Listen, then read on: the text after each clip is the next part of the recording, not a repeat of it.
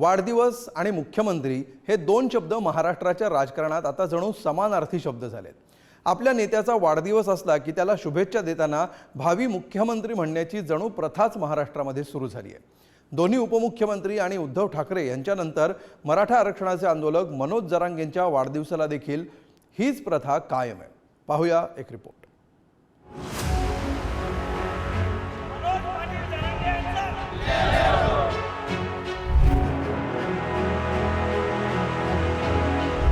संघर्ष योद्धा, मराठा आरक्षण योद्धा, वर्षभरात मनोज जरांगे पाटलांच्या नावासमोर अशा अनेक उपाधी लागल्या। यामध्ये आता आणखी एक भर पडली आहे, ती म्हणजे भावी मुख्यमंत्री पदाची। जालना असो, लातूर असो वा बीड, ठिकठिकाणी जरांगे पाटलांचे भावी मुख्यमंत्री म्हणून बॅनर झळकले। निमित्त आहे जरांगे पाटलांच्या वाढदिवसाचं। बॅनर लावण्याचा उद्देश आहे की आमचा मराठ्याचा नेता म्हणून मनोज जरांगे पाटील हे भावी मुख्यमंत्री झाले पाहिजे, हा आमचा मुख्य उद्देश आहे। आणि मराठ्यांना आरक्षण देणे फक्त जरांगे पाटीलच देऊ शकतात। काय आरक्षण भेटायला पाहिजे आम्हाला, काही पिढ्यापासून आरक्षण नाही, त्याच्यामुळं आम्हाला वाटतं का आता मुख्यमंत्री मनोज जरांगे दादा व्हायलाच पाहिजे। बॅनर यासाठी लावलेलं आम्ही की माननीय मनोज दादा जे आहेत हे आम्हाला आरक्षण मिळवून देणार आहे।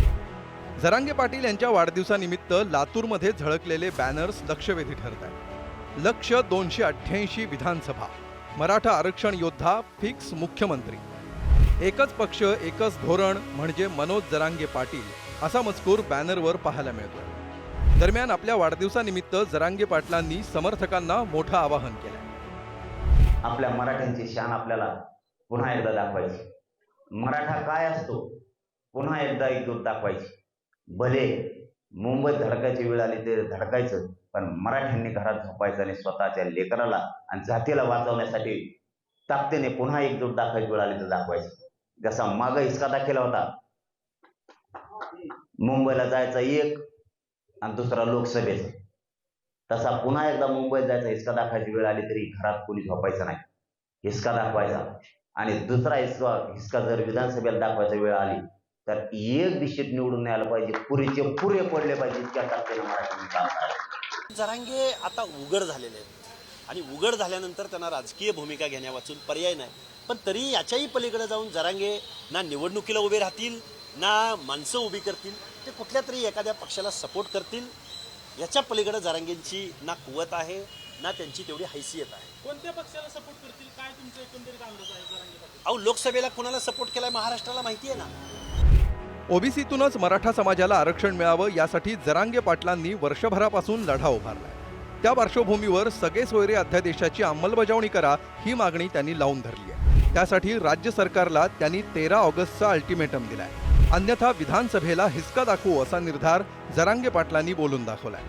त्यामुळे 29 ऑगस्टला ते आपली राजकीय भूमिका जाहीर करण्याची शक्यता आहे। मनोज जरांगे पाटील हे स्वतंत्रपणे विचार करणारे गृहस्थ आहे।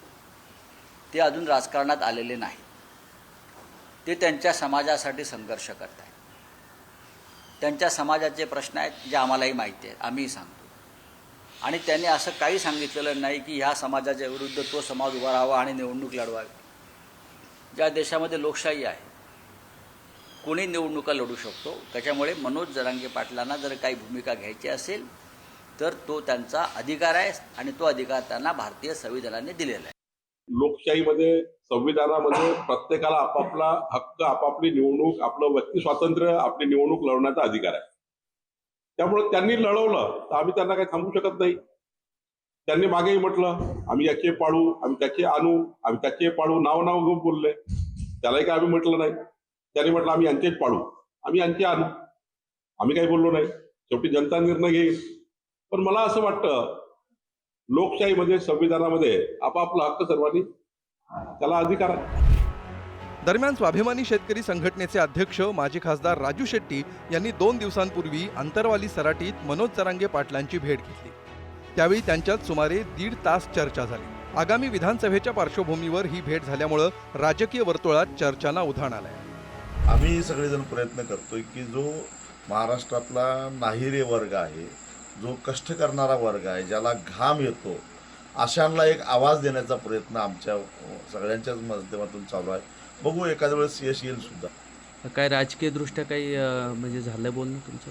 अशी बरीचशी चर्चा झाली आहे, परंतु असा निर्णय काही झालेला नाही, पण लवकरच कदाचित निर्णय होऊन जाईल.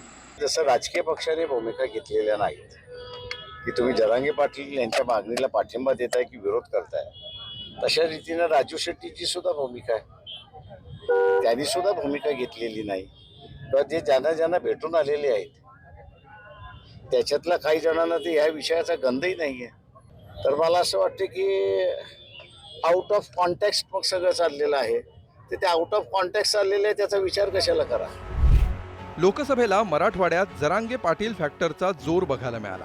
बीड, जालना, लातूर या मतदारसंघात महायुतीच्या उमेदवारांना पराभवाचा सामना करावा लागल्याचं बोललं जात आहे.